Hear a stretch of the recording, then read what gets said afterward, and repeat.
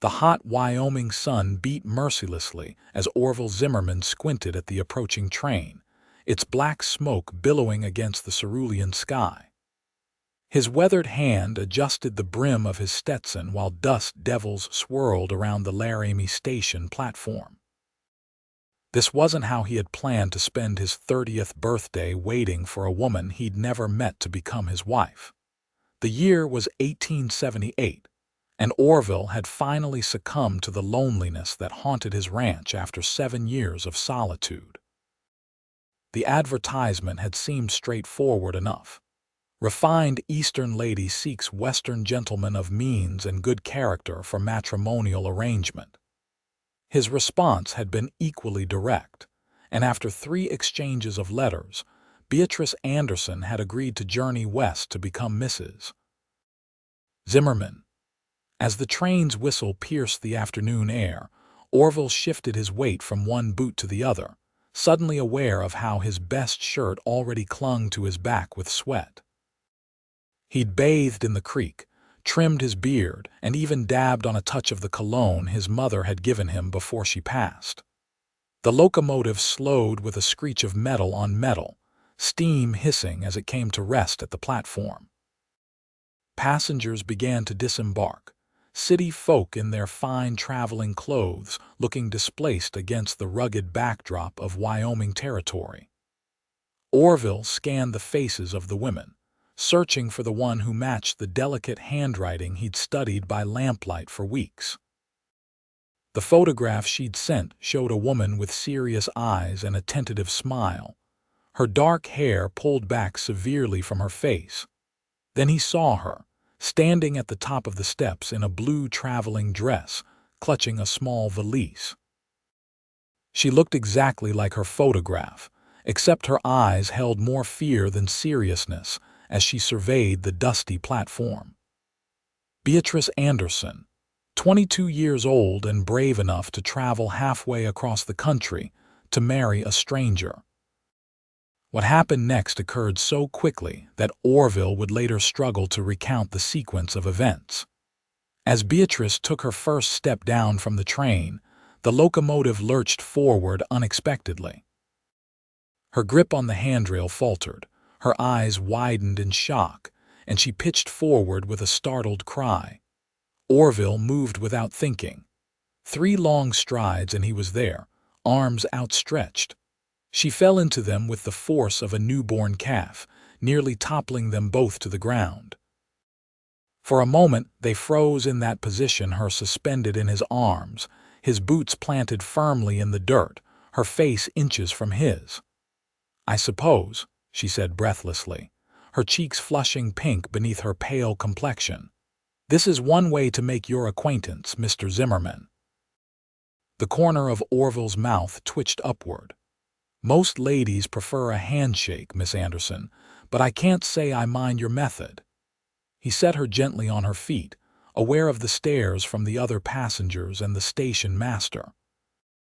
Beatrice smoothed her skirts with trembling hands, clearly mortified by her dramatic entrance.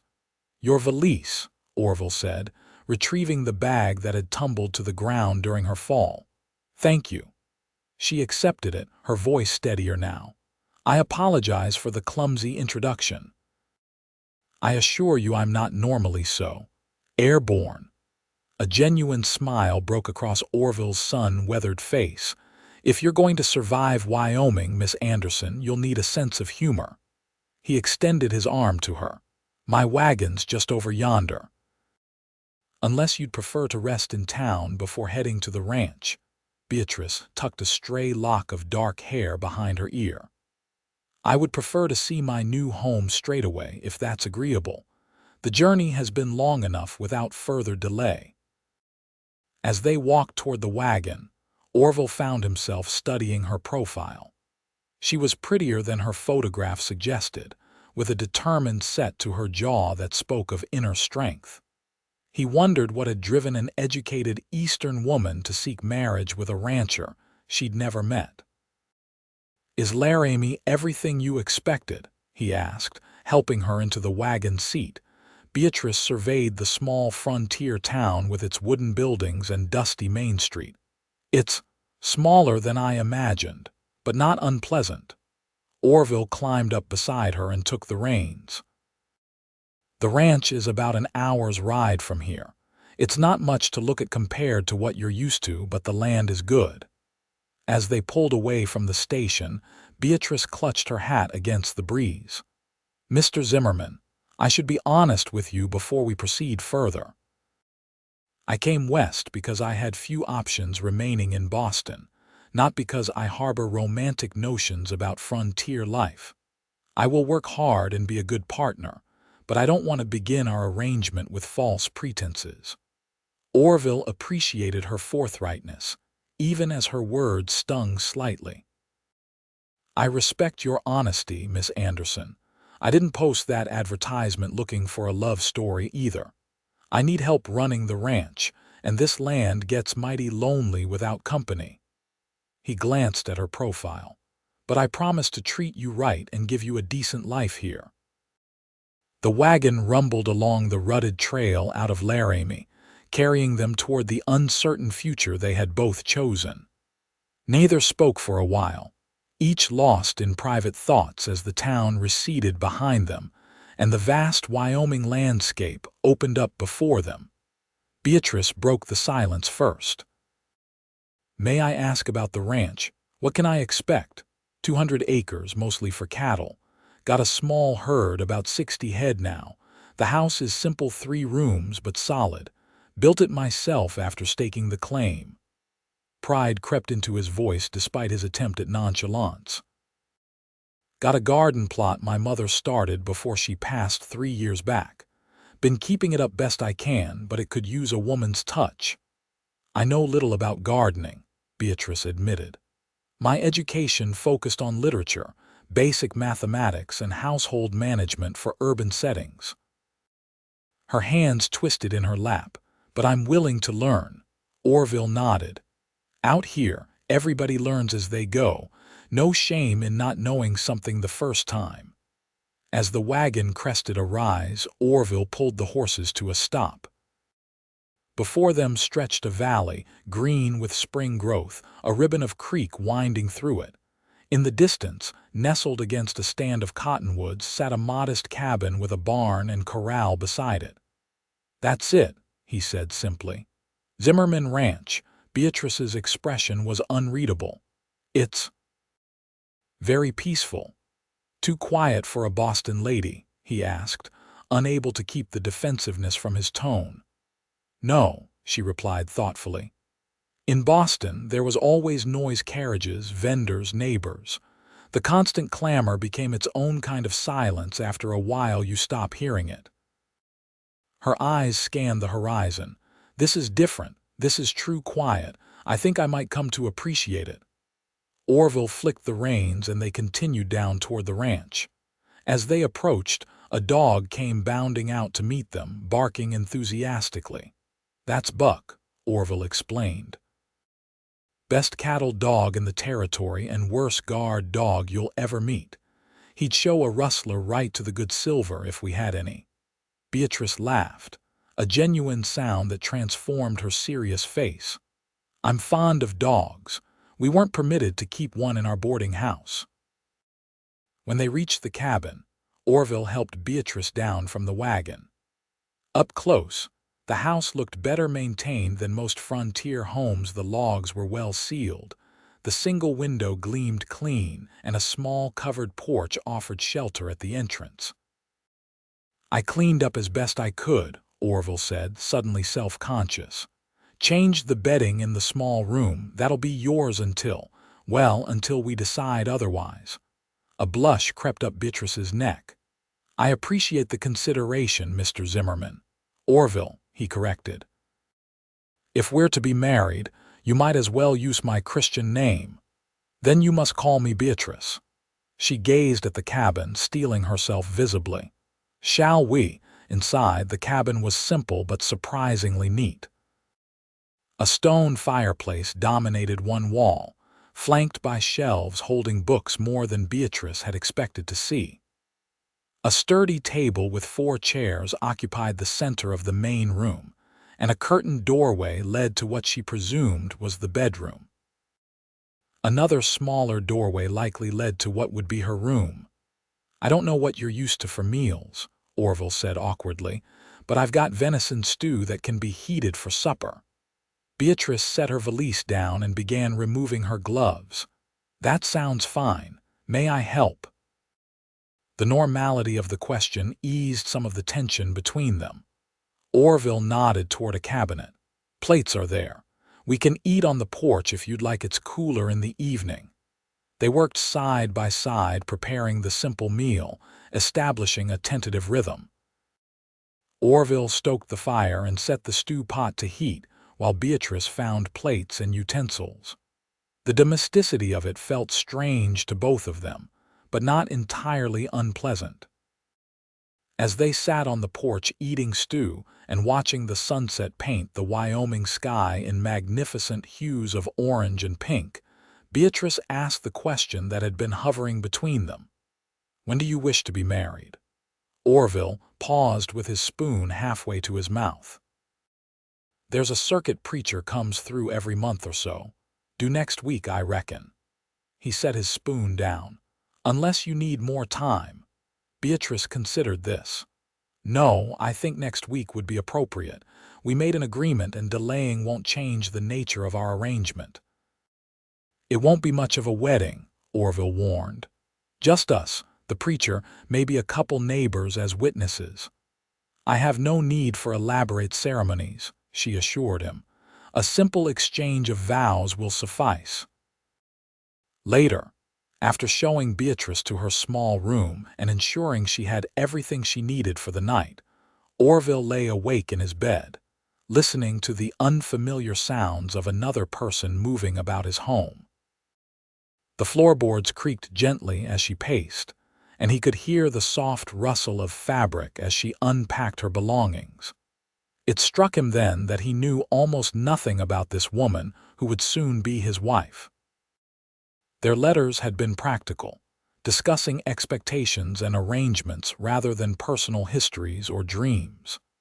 Now she was here, flesh and blood instead of ink and paper, and the reality of what they'd agreed to settled over him like a heavy blanket. Morning arrived with golden light streaming through the cabin's single window. Orville had been up for hours already, tending to the livestock and chores that wouldn't wait for personal upheavals. When he returned to the cabin, he found Beatrice already dressed in a simpler gown than her traveling outfit, her hair braided and coiled at the nape of her neck. She stood at the stove, frowning in concentration as she prodded at something in a pan. The smell of burning cornmeal filled the cabin. "Good morning," Orville said, hanging his hat on a peg by the door. Beatrice turned, her expression mortified. "I wanted to make breakfast, but I fear I've ruined your cornmeal." She gestured helplessly at the blackened mess in the pan. "Cooking was done by servants in my father's house, and the boarding house provided meals." Instead of the annoyance she expected, Orville merely smiled and moved to stand beside her. "No harm done. First rule of cooking over a fire is to keep the heat even." He took the pan and scraped the burned contents into a bucket. "Let's start again. I'll show you how." For the next half hour, Orville patiently demonstrated how to make a simple breakfast of cornmeal mush and bacon. Beatrice proved to be a quick study, her initial embarrassment giving way to determination as she mastered the technique. "My mother always said learning comes from doing wrong first," Orville remarked as they sat down to eat. She wasn't much for book learning, but she was wise about life. "Your mother sounds like a remarkable woman," Beatrice said, carefully tasting her portion of the mush. "My own mother died when I was 14, my father.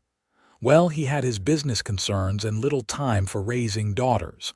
"Daughters? You have sisters," Beatrice nodded. "Two. Both married now to businessmen in Philadelphia." Her expression clouded briefly. "After my father's financial collapse last year, they had little room in their lives for an unmarried sister with no prospects." Understanding dawned on Orville. So that's why you answered my advertisement. Partly, she admitted. Though I had other suitors in Boston, men my father's age seeking a young wife to manage their households. At least with you, I thought I might have some purpose beyond ornamental domesticity. She met his gaze directly, and your letters seemed honest. You made no pretense about the difficulties of ranch life, but you also wrote with respect. Orville felt a surge of something not quite pride, but satisfaction that his straightforward approach had been the right one. Well, no point in getting someone out here under false impressions. Wyoming territory isn't kind to those unprepared for its challenges. After breakfast, Orville gave Beatrice a proper tour of the ranch. She listened attentively as he explained the operation of the well pump, showed her the vegetable garden in need of attention, and introduced her to the milk cow, a placid Jersey named Maybelle. "Would you like to learn to milk her?" he asked. Beatrice eyed the cow with trepidation but nodded. "If I'm to be a rancher's wife, I should know such things." Her first attempts were awkward, her city-soft hands unused to the rhythmic squeezing required, but by the time they finished, she had managed to direct a respectable stream of milk into the bucket. The pride on her face at this small victory made Orville smile. "You're a quick study, Beatrice. Necessity is a powerful teacher," she replied, flexing her fingers, "though I suspect I'll have blisters tomorrow." "Your hands will toughen up," he assured her. "Everything does out here." Over the next few days, they established a careful routine. Orville rose before dawn to handle the heavier ranch work, while Beatrice took charge of the domestic sphere, learning through trial and error how to manage a frontier household. Her cooking improved rapidly, and she surprised Orville with her willingness to tackle even the messiest chores without complaint. In the evenings, they would sit on the porch, the lengthening spring days providing ample light as they talked.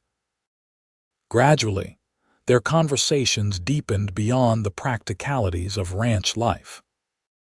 Orville learned that Beatrice had been educated at a progressive girls' school in Boston, that she played the piano passably well, and that she harbored a secret passion for dime novels about the West stories that had partially inspired her journey. "The real West is considerably less romantic than those tales suggest," Orville remarked when she confessed this. "Yes, I'm discovering that," she agreed with a small smile. "Though there are compensations. The sky here, I've never seen anything like it. In Boston, buildings always interrupted the view, but here it's endless." On the third evening, as they sat watching the stars emerge, Orville finally asked the question that had been troubling him. "Are you disappointed with what you've found here?" Beatrice considered the question carefully. "Not disappointed, no. Challenged, certainly. Occasionally overwhelmed." She turned to face him, her expression earnest in the fading light. "But you've been kind, Orville. That counts for more than comfort or convenience." The honesty in her voice touched something in him, and without thinking he reached out and covered her hand with his. Her fingers were cooler than he expected, and she didn't pull away. "The preacher arrives tomorrow," he reminded her softly. "If you've changed your mind." Beatrice turned her hand beneath his so their palms met. "I haven't. Have you?" Orville shook his head. "No." They sat in companionable silence after that, hands loosely joined as night settled fully over the Wyoming plains. The following morning brought a flurry of activity as they prepared for the wedding. Simple as it would be, certain preparations were still necessary.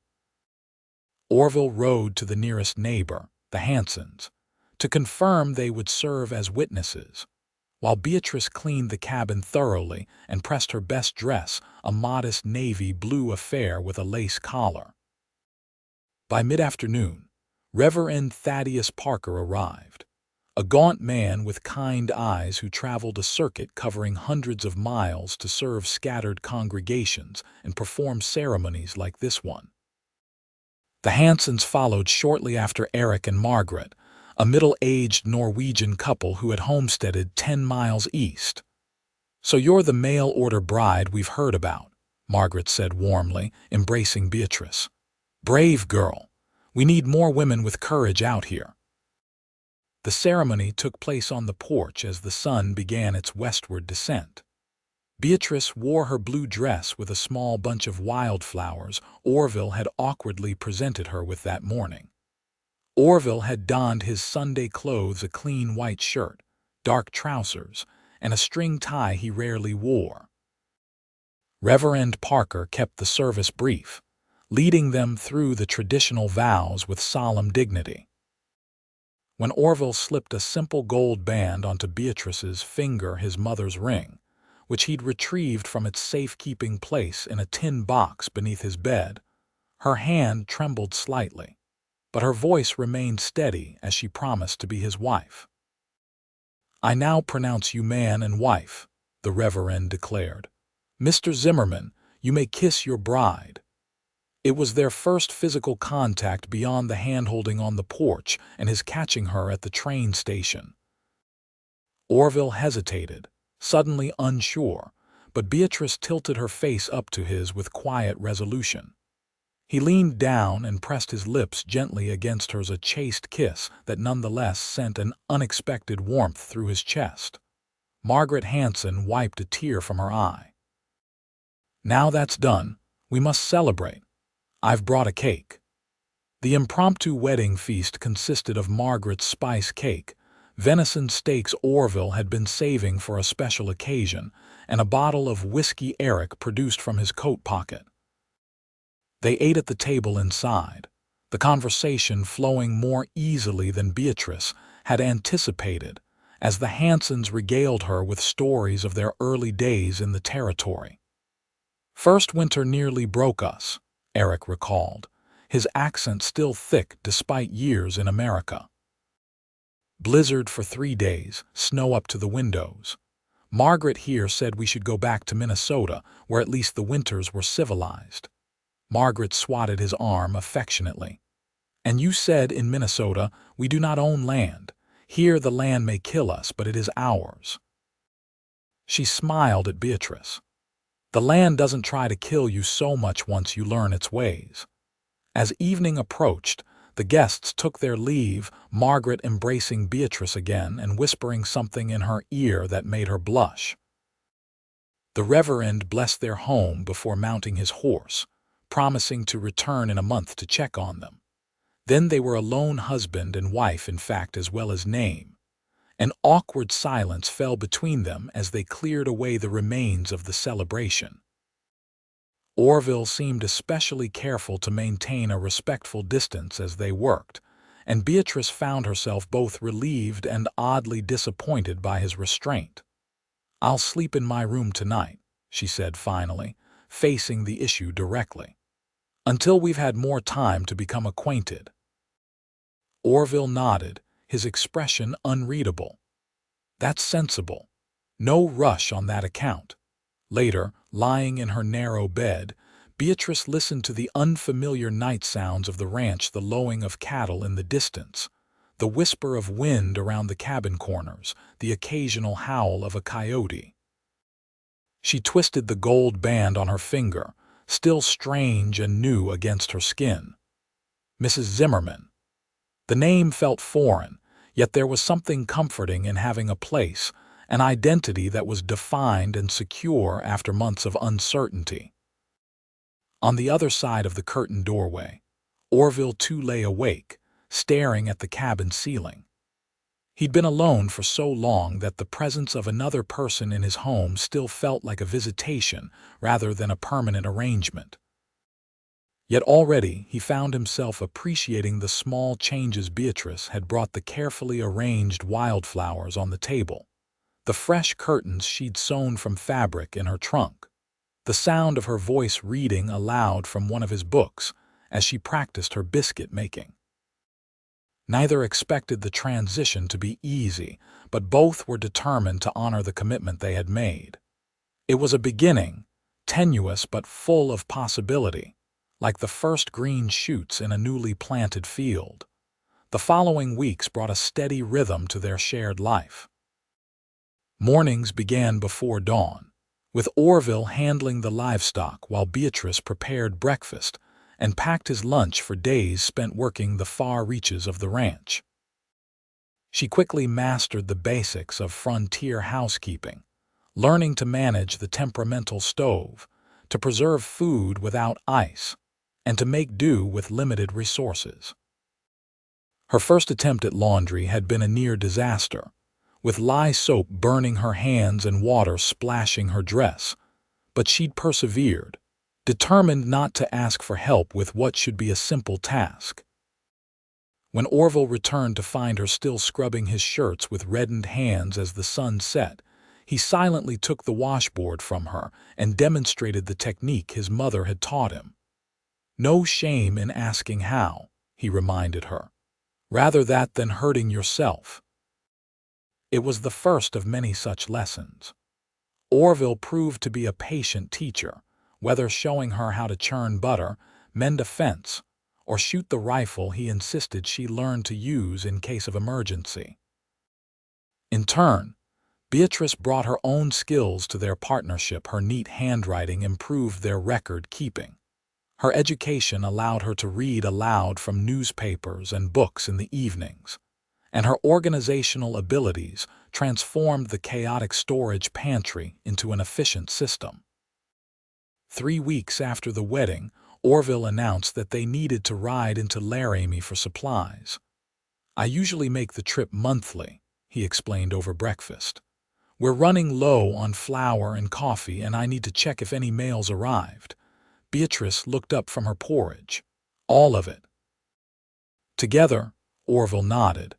"It's a full day's journey there and back, too long to leave you alone at the ranch your first time." The prospect of returning to town both excited and unsettled Beatrice. She had been so focused on adapting to ranch life that she'd almost forgotten the wider world existed. "I should make a list of household items we need." The ride to Laramie the next day showcased the stunning diversity of the Wyoming landscape. They crossed meadows vibrant with spring wildflowers, forded a shallow creek where Beatrice spotted a family of beavers working industriously on their dam, and traversed a rocky ridge that offered views for miles in every direction. "It's beautiful," Beatrice marveled, her initial discomfort at spending hours in the saddle forgotten as she absorbed the scenery. "So much space." Orville glanced at her, pleased by her appreciation. "That's what drew my father here. Said the East was too crowded for a man to breathe proper." "Your father had a point," she conceded. "Though I miss certain conveniences of city life." "Like what?" She considered this. "Hot baths without having to haul water, bakeries with fresh bread daily, museums and concerts." She smiled ruefully. "Though I've discovered unexpected pleasures here too, watching eagles soar, the scent of sage after rain, silence so complete you can hear your own heartbeat." Orville nodded thoughtfully. "Never thought much about what I might be missing living out here." "Guess every choice means giving something up." "And gaining something else," Beatrice added softly. In Laramie, they divided their tasks efficiently. Orville went to check mail and handle business at the bank and land office, while Beatrice purchased household supplies and fabric for new curtains and pillowcases. They agreed to meet for lunch at the hotel dining room, a small luxury Orville insisted upon despite Beatrice's protests about the expense. The hotel dining room represented civilization of a sort, with white tablecloths and actual glassware instead of tin cups. Beatrice found herself almost giddy at these small refinements after weeks of frontier simplicity. When Orville arrived to join her, she was already seated at a corner table, her purchases neatly stacked in parcels beside her. "Productive morning?" he asked, settling across from her. "Very. I found almost everything on my list, and the mercantile owner's wife gave me her recipe for sourdough starter." Beatrice paused, noticing the envelope in his hand. "Is that mail?" Orville nodded, sliding the letter across to her. "From Boston. Thought you might want to read it privately." Beatrice recognized her sister Margaret's handwriting immediately. She tucked the letter into her pocket for later, touched by Orville's consideration. "Any news from your business errands?" she asked as the waitress brought them coffee. "Some," Orville replied, his expression more serious than usual. "Army's increasing patrols after reports of cattle rustling near the Colorado border, and the railroads buying up grazing land for expansion. Is our ranch affected?" The simple "our" warmed him unexpectedly. "Not directly, but it could drive cattle prices up if grazing land gets scarcer. Might be good for us in the short term." They enjoyed their meal beefsteak with actual potatoes instead of the cornmeal that had become a staple at the ranch, while discussing plans for the coming months. As spring yielded to summer, there would be calves to brand, hay to cut and store for winter, and endless maintenance tasks that the harsh Wyoming weather made necessary. "I'd like to expand the garden," Beatrice suggested. "With proper planning, we could preserve enough vegetables to last most of the winter." Orville nodded approvingly. "Good thinking. My mother tried that, but she never had enough time with all the other chores." He hesitated before adding, "Having you here, it makes a difference, Beatrice." "A big one." The sincerity in his voice brought warmth to her cheeks. "I'm glad to be useful. It's more than that." His calloused hand moved across the table to rest near hers, not quite touching. "The place feels more like home again." It was perhaps the most personal sentiment he had expressed since their wedding, and Beatrice found herself momentarily speechless. Before she could respond, the waitress returned to clear their plates, breaking the moment. Their ride back to the ranch was quieter, both lost in thought. As the sun began its downward arc, painting the landscape in gold and amber, Beatrice finally broke the silence. "I read my sister's letter while you were loading the wagon," she said. "My father has remarried a widow with connections to the textile industry. It seems his fortunes are improving." Orville glanced at her. "That's good news, isn't it?" "Yes, I suppose." She adjusted her bonnet against the lowering sun. "Margaret also wrote that I could return east if I wished. Apparently, my new stepmother feels it reflects poorly on the family to have a daughter exiled to the savage frontier, as she put it." Tension radiated from Orville, though his expression remained carefully neutral. "Do you want to go back?" The question hung between them, weighted with implications neither was ready to fully articulate. Beatrice considered her answer carefully. "No," she said finally. "I made a commitment to you and to this life. I won't abandon it at the first hint of an easier path." She paused, then added more softly, "Besides, I'm not unhappy here, Orville." His shoulders relaxed slightly. "I'm glad to hear it." They rode in companionable silence for a while longer, until Beatrice asked a question that had been on her mind since the wedding. "Why did you never marry before now? You're established with a good ranch and reputation. Surely there were opportunities." Orville kept his eyes on the trail ahead. There were a couple possibilities over the years. Local girls, daughters of other ranchers. He shifted in his saddle. "First one married a shopkeeper in Cheyenne while I was still saving for my own place.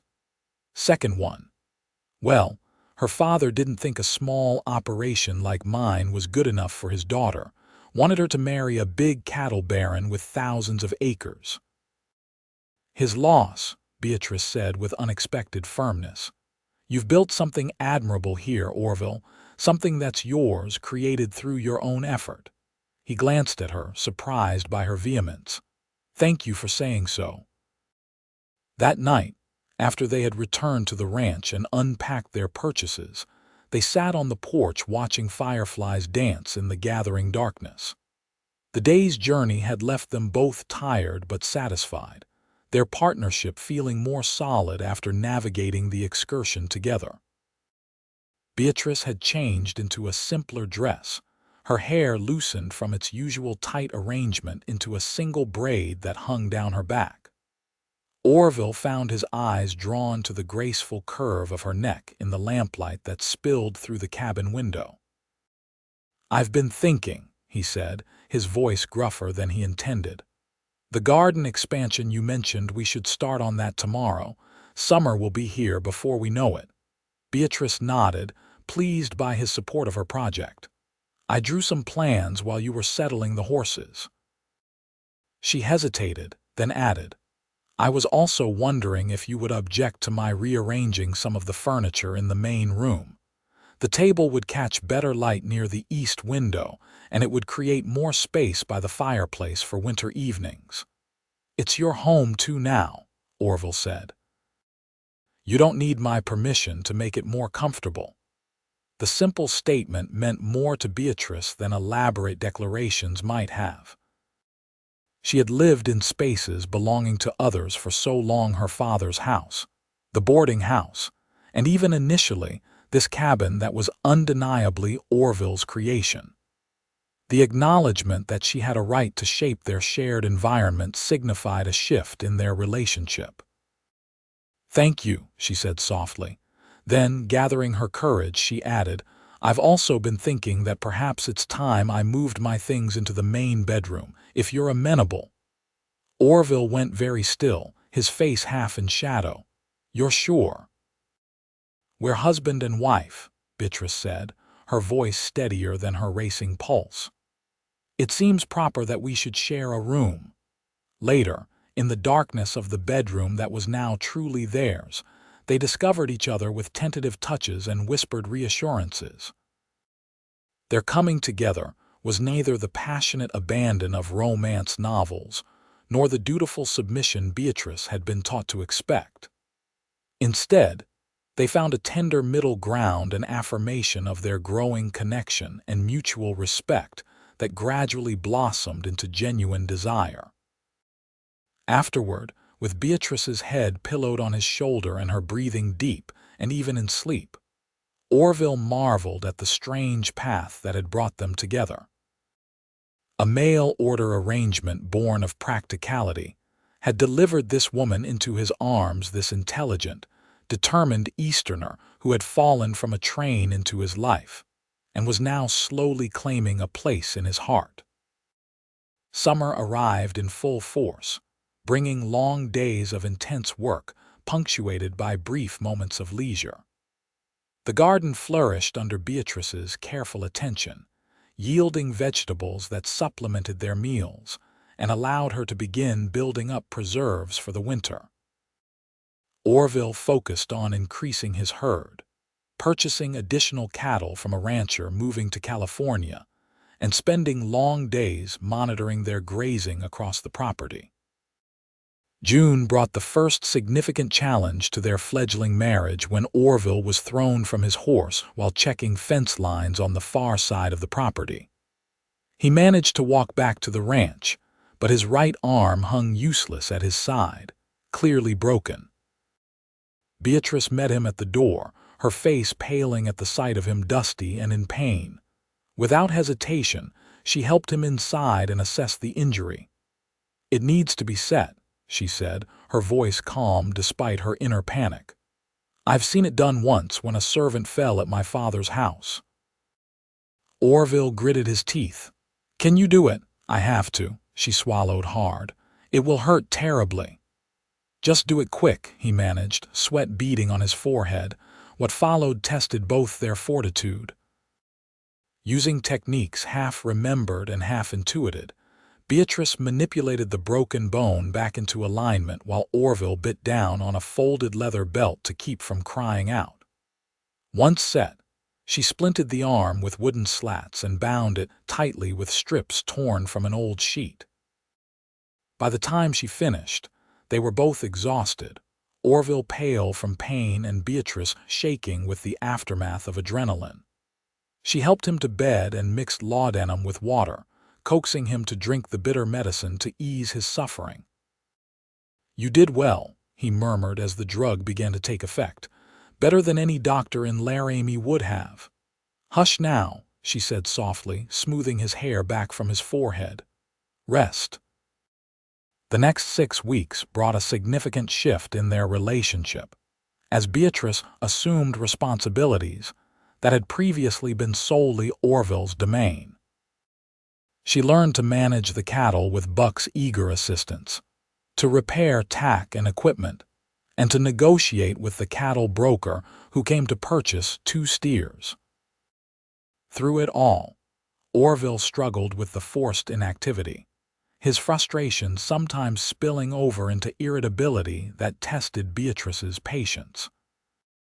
Their first serious argument erupted when she returned from checking fence lines, exhausted and sunburned, to find that he had attempted to chop wood one-handed and reopened his injury. "You could have permanently damaged your arm," she exclaimed, redressing the wound with trembling hands.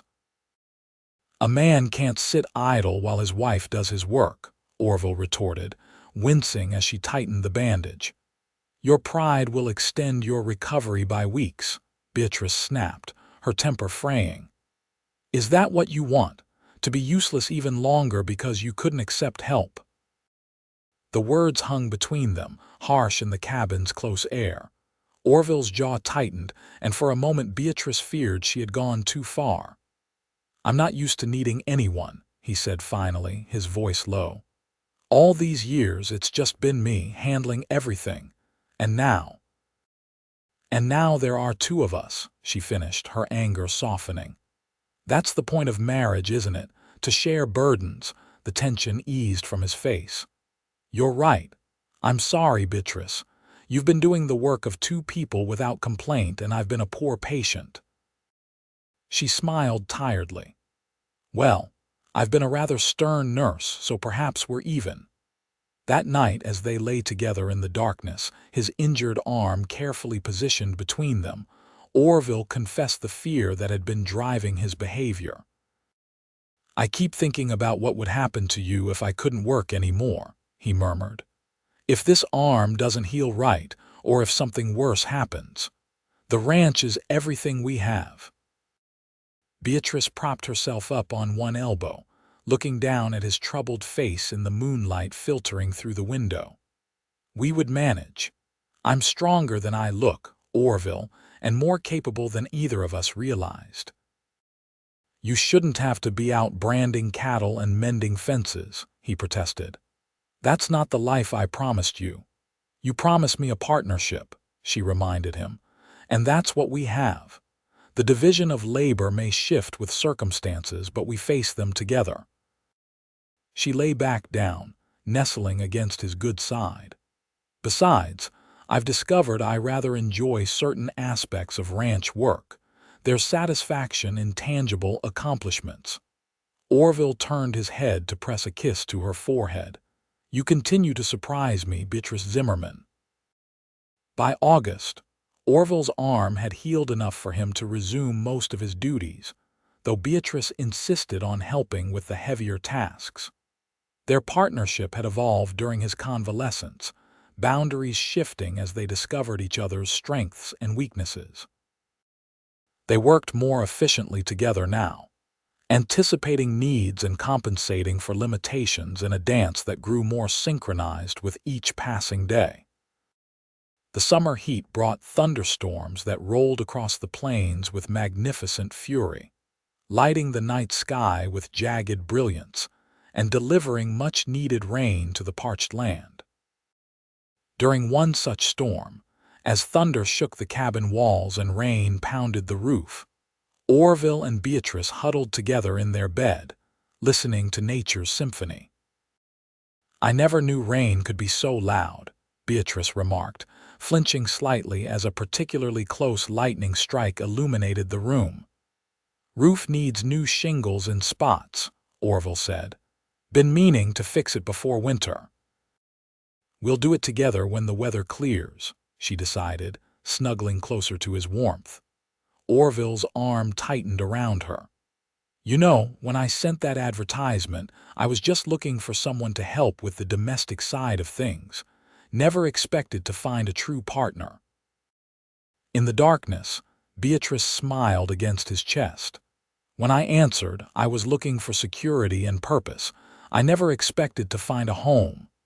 The confession emboldened Orville to ask a question he'd been contemplating for weeks. "Are you happy here, truly? Not just making the best of things, but actually content?" Beatrice was quiet for a moment, considering. "Yes," she said finally. "There are still moments when I miss certain aspects of my old life, books and music and conversation about ideas, but those are fleeting. What I've found here is more substantial work that matters, a place that's partly my creation, and—" She hesitated, then finished softly, "And you, Orville, a husband who respects me and treats me as an equal. That's worth more than all the concerts and libraries in Boston." Her words warmed him more than any fire could have. "I never thought I'd say this to a woman who came west to marry a stranger, but I'm falling in love with you, Beatrice." The simple declaration, spoken plainly in his straightforward manner, brought tears to her eyes. "And I with you," she whispered, finding his lips in the darkness. "How unexpected life can be." As summer waned and the first hints of autumn crept into the air, their life together settled into a comfortable rhythm punctuated by occasional trips to Laramie and visits from neighboring ranchers. The Hansons became regular guests for Sunday dinners. Margaret delighted to have another woman to converse with, and Eric appreciative of Orville's knowledge about cattle breeding. In late September, as they prepared for the coming winter by smoking meat and storing the bounty from Beatrice's garden, a letter arrived from Boston that disrupted their hard-won equilibrium.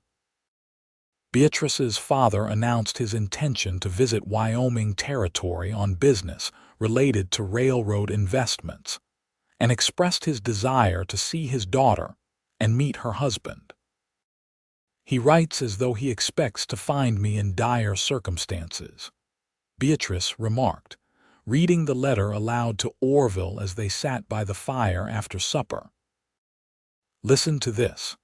I trust that frontier life has not been too severe a trial for a young woman of your delicate upbringing, and I am prepared to facilitate your return to civilization, should you find your situation untenable." Orville's expression darkened. "He thinks I can't provide for you properly. He knows nothing about our life here," Beatrice assured him, setting the letter aside. "Once he sees how well we manage, he'll understand." But doubt had crept in, and Orville found himself viewing their home through the imagined critical eyes of Beatrice's father, the simplicity that they had come to appreciate suddenly seeming inadequate, the modest success of their operation appearing paltry compared to Eastern wealth. "Maybe we should tell him not to come," he suggested, staring into the fire. "Railroad business doesn't need to extend to social calls."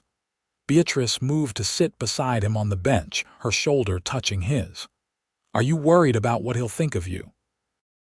Or what I might think after being reminded of the life I left behind?" Orville met her gaze, his vulnerability evident. "Both, I reckon." She took his hand, tracing the calluses and small scars that mapped his years of hard work. "My father's opinion doesn't matter to me, Orville. And as for comparing lives, I've had months to consider what I gained and lost in coming here. My choice is made, and I haven't regretted it." His fingers tightened around hers. "Promise me something." "What?" "If you ever do regret it, if you ever want to go back east, you'll tell me straight." "No suffering in silence out of duty." Beatrice leaned forward and kissed him, a gentle affirmation. "I promise. But you must trust that I know my own mind and heart." The visit was scheduled for mid-October, when Harold Anderson would travel to Laramie as part of a delegation examining potential railroad expansion routes. Beatrice threw herself into preparations, determined to present their home at its best. She sewed new curtains for the windows, insisted that they whitewash the cabin's interior walls, and planned meals that would showcase her newly acquired cooking skills while utilizing the best of their harvest. Orville contributed by building a new bed frame and table, his woodworking skills producing furniture that married functionality with simple beauty. Together, they created a home that reflected their shared values: practical but comfortable, modest but welcoming. The day before Harold Anderson's arrival brought an unexpected complication. The first significant snowfall of the season blanketed the ranch, transforming the landscape overnight and making travel between Laramie and the ranch potentially hazardous. "We should postpone," Orville suggested, looking at the white expanse from their porch. "The trails will be treacherous, especially for someone unfamiliar with winter conditions here." Beatrice shook her head. "Father's time is limited and he's determined to see where I live. We'll go to town today while the snow is still light and bring him back tomorrow. The weather may improve by then." Reluctantly, Orville agreed. They set out mid-morning, bundled against the cold in their warmest clothes, taking the sturdy wagon rather than riding horseback. The journey took longer than usual as they navigated the snow-covered trail, arriving in Laramie as afternoon shadows lengthened. They secured rooms at the hotel where Harold Anderson was expected to arrive by evening train, then used the remaining daylight to purchase a few items for the visit: coffee of better quality than their usual, sugar, and a small jar of preserved peaches that Beatrice knew her father favored. The train arrived an hour late, its whistle cutting through the early evening darkness as it pulled into Laramie Station.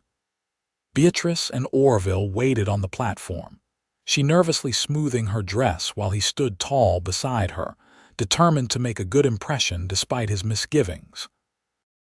Harold Anderson disembarked with the confidence of a man accustomed to respect, his tailored overcoat and polished boots marking him immediately as an Easterner of means. At 55, he remained handsome in a distinguished way, his dark hair silvered at the temples and his bearing erect. When he spotted Beatrice, his expression softened momentarily before resuming its usual composed mask. "Father," Beatrice said, stepping forward to greet him with a formal kiss on the cheek. "Welcome to Wyoming territory." "Beatrice," he replied, assessing her with a swift glance. "You look healthy. The frontier air agrees with you, it seems." "It does," she confirmed, turning to include Orville in the conversation. "May I present my husband, Orville Zimmerman. Orville, this is my father, Harold Anderson." The two men sized each other up, a moment of silent evaluation before Harold extended his hand. "Mr. Zimmerman, I trust you're taking good care of my daughter." Orville's grip was firm but not challenging as they shook hands. "She takes good care of herself, sir, but we look after each other." "That's how marriage works best out here." A flicker of surprise crossed Harold's face at the response. "Indeed, how progressive." They retired to the hotel dining room for a late supper, the conversation remaining politely superficial as Harold inquired about the ranch's operations and Beatrice asked after her sisters.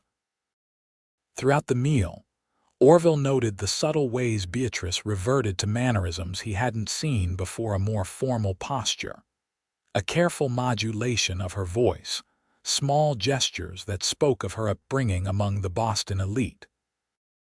It was a side of his wife he hadn't previously witnessed, and it left him feeling oddly dislocated, as though the woman sitting beside him was partly a stranger.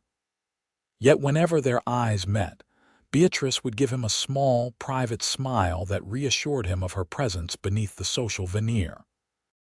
As the meal concluded, Harold turned the conversation to his business interests. "The railroad's expansion will transform this territory," he declared. "Land values along the proposed routes are already increasing, Those positioned to take advantage of these developments stand to profit handsomely. Orville nodded noncommittally. Assuming the railroad chooses routes that serve existing communities rather than bypassing them for easier construction. You understand the issues at stake, Harold observed, seeming mildly surprised. Most ranchers I've encountered have rather limited perspectives on economic development. My husband reads extensively and corresponds with ranchers across the territory, Beatrice interjected, a note of pride in her voice.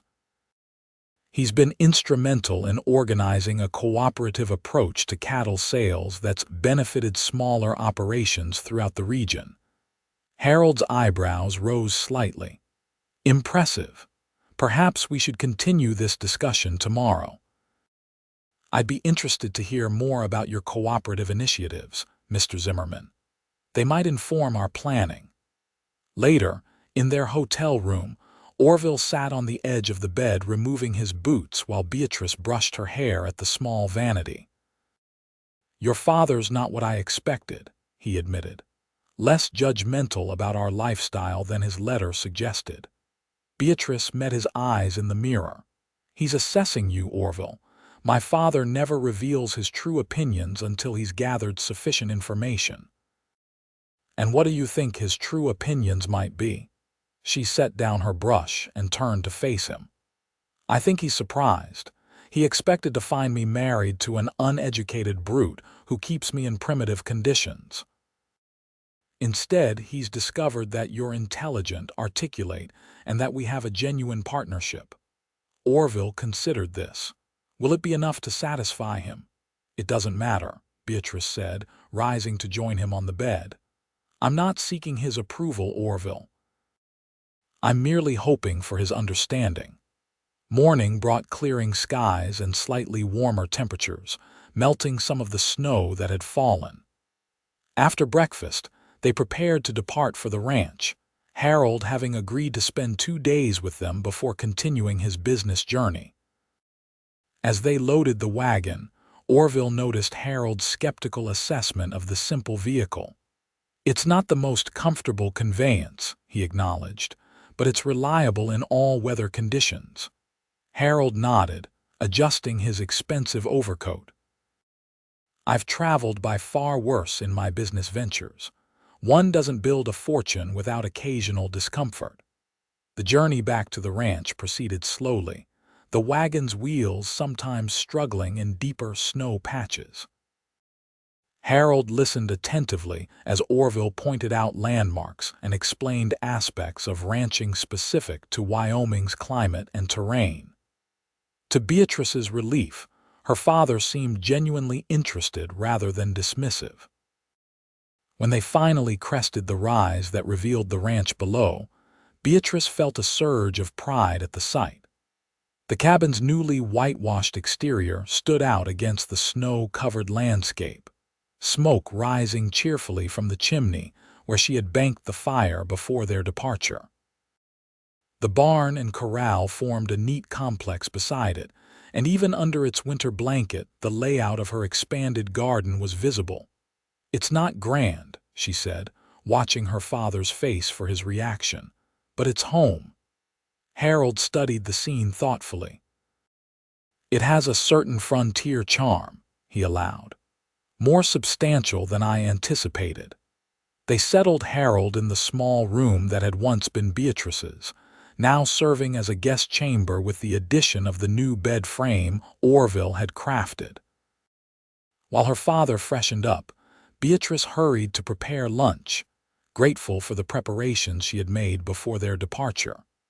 The remainder of the day passed in a tour of the property, limited by the snow but sufficient to give Harold an understanding of the ranch's operations.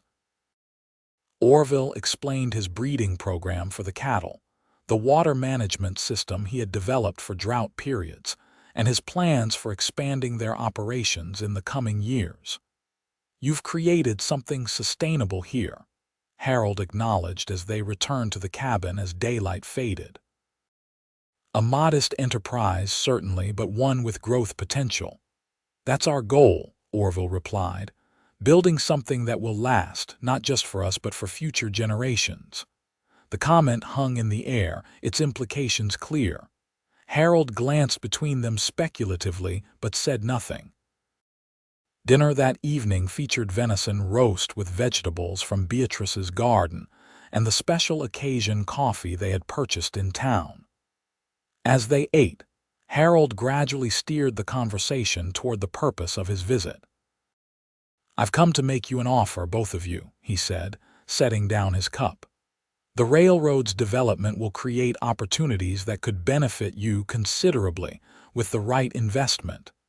Beatrice exchanged a glance with Orville. "What kind of investment, Father?" "I'm establishing a livestock transportation company to work in conjunction with the railroad," Harold explained. "Specialized stock cars, loading facilities at key points along the route, arrangements with eastern markets." "With your knowledge of the local cattle industry, Orville, and your organizational abilities, Beatrice, you could be valuable assets to this enterprise." Orville leaned forward, interested despite his wariness. "In what capacity?"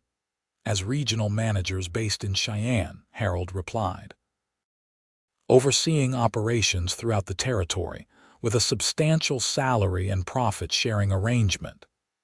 He paused before adding, "It would mean relocating, of course, but you'd have a proper house in town, conveniences Beatrice is accustomed to, and opportunities that simply don't exist out here." The offer hung between them, unexpected and disruptive to the life they had built. Beatrice looked at Orville, reading the conflict in his expression, interest in the professional opportunity warring with attachment to their independent existence. "It's a generous offer," Orville said carefully. "One that requires consideration." Harold nodded. "Of course. Take the night to discuss it. This could be the opportunity to secure your future in ways your current operation never could."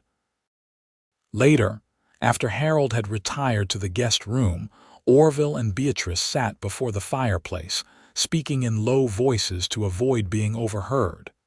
"It's a good opportunity," Orville admitted. "The kind that doesn't come along often in a lifetime." Beatrice studied his face in the firelight. "But you'd be giving up your independence, becoming an employee rather than your own master." "We'd be more comfortable," he countered. "You'd have the conveniences you grew up with, access to books and music, society." "Is that what you think I want?" she asked softly. Orville sighed, running a hand through his hair. "I don't know, Beatrice. When I saw you with your father tonight speaking about art and literature and things I barely understand, I wondered if this life is enough for you, if I'm enough." Beatrice moved from her chair to kneel before him, taking his hands in hers. "Listen to me, Orville Zimmerman. I chose this life, chose you, and I haven't regretted that choice for a single day. Yes, there are things from my old life that I sometimes miss, but nothing I'd trade for what we've built together." "You're sure?" His voice held a vulnerability she rarely heard. "Completely," she affirmed. "Besides, I have a suspicion about my father's offer." "What's that?" "I think it's partly a way to bring me back into his sphere of influence. He's lost 2 daughters to husbands with their own agendas. He's trying to ensure he doesn't lose the third entirely." She squeezed Orville's hands. "If you truly want to accept his offer, we can consider it. But don't do it for my sake." The tension eased from Orville's shoulders. "Truth is, I like being my own boss, making my own decisions, answering to no one but myself and you, of course," he added with a small smile. "Then we're agreed," Beatrice said. "We'll decline politely and continue building our life here, on our terms." In the morning, they informed Harold of their decision over breakfast. To Beatrice's surprise, he accepted their refusal with equanimity. "I suspected as much," he said, buttering a biscuit. "You've always been the most independent of my daughters, Beatrice, even as a child. And you, Mr. Zimmerman, strike me as a man who values his autonomy." "We appreciate the opportunity," Orville replied, "but our future is here on this land." Harold nodded thoughtfully. "In that case, I'd like to make a different proposal. Allow me to invest in your ranch operations, a silent partnership that would provide capital for expansion without interference in your day-to-day management." Beatrice glanced at Orville, noting his hesitation. "Why would you want to invest in a small ranch so far from your other business interests, Father?" Harold's expression softened slightly. "Perhaps I'm getting sentimental in my advancing years. Or perhaps I recognize the value in diversifying my portfolio with an operation managed by people I trust." His gaze moved between them. "Consider it an investment in family." The visit concluded the following day with a tentative agreement that they would consider Harold's investment proposal and communicate their decision by letter. As they bid farewell at the Laramie station, Harold surprised Beatrice by embracing her warmly. "You've found your place," he murmured. "It's not what I would have chosen for you, but I can see that you're thriving here." "Thank you for understanding," she replied, genuinely moved by his acceptance. As the train pulled away, Beatrice and Orville stood arm in arm on the platform, watching until it disappeared from view. The encounter with her past had clarified rather than complicated their present, cementing their commitment to the life they were creating together. "What do you think about his investment offer?" Orville asked as they walked back to their wagon. Beatrice considered the question. "It would allow us to expand more quickly than we could on our own. Perhaps purchase that adjacent property you've had your eye on, improve our breeding stock." "But," he could hear the reservation in her voice. "But it would mean regular accounting to my father, justifying our decisions, potentially accommodating his suggestions." She looked up at Orville. "What do you think?" He helped her into the wagon before answering. "I think we've managed well enough on our own so far. We're not rich, but we're building something solid, step by step." He climbed up beside her and took the reins. "That said, I wouldn't object to expanding our operations if we can maintain control. Perhaps a limited partnership with specific terms," Beatrice suggested. "I'll draft a letter proposing conditions that would protect our autonomy." As they drove back toward the ranch, the winter sun emerging to sparkle on the snow-covered landscape, Orville felt a profound contentment settle over him. The visit that he had dreaded had instead affirmed the strength of their marriage and the soundness of their choices. "You know," he said as they crested the familiar rise that revealed their home below, "when you fell from that train and I caught you, I thought I was just preventing a pretty lady from getting hurt. Never imagined I was catching my future." Beatrice smiled, leaning against his shoulder despite the jolting of the wagon. "And I thought I was embarking on a practical arrangement with a stranger. I never expected to find a partnership that would fulfill me in ways I hadn't known I needed." Winter deepened around the Zimmerman ranch, bringing short days and long nights spent in the cozy warmth of their cabin.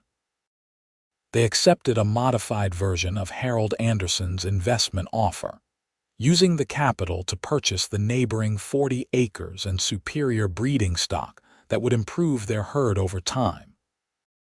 Christmas came, their first as a married couple, and they celebrated with simple gifts: a handcrafted bookshelf from Orville for Beatrice, filled with volumes her father had sent from Boston, and a fine new saddle from Beatrice for Orville, ordered months in advance from a craftsman in Cheyenne.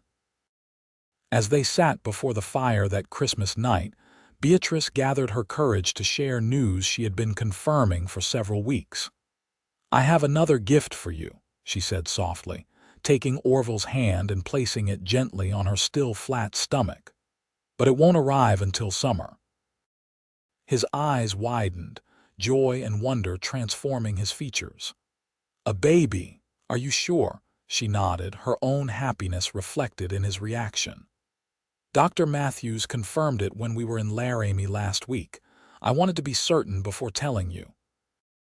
Orville gathered her into his arms, holding her as carefully as he had that first day when she fell from the train. "I never thought I could be this happy," he confessed, his voice rough with emotion. "Nor I," Beatrice replied, her head resting against his heart.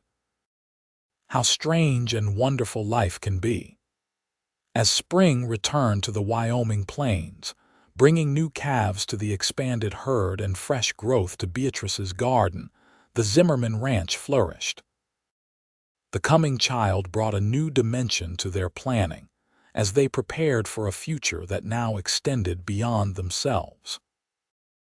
In July 1879, almost exactly a year after their wedding, Beatrice gave birth to a son they named William Harold Zimmerman, with Margaret Hanson serving as midwife and Orville pacing anxiously outside until the infant's lusty cries announced his arrival.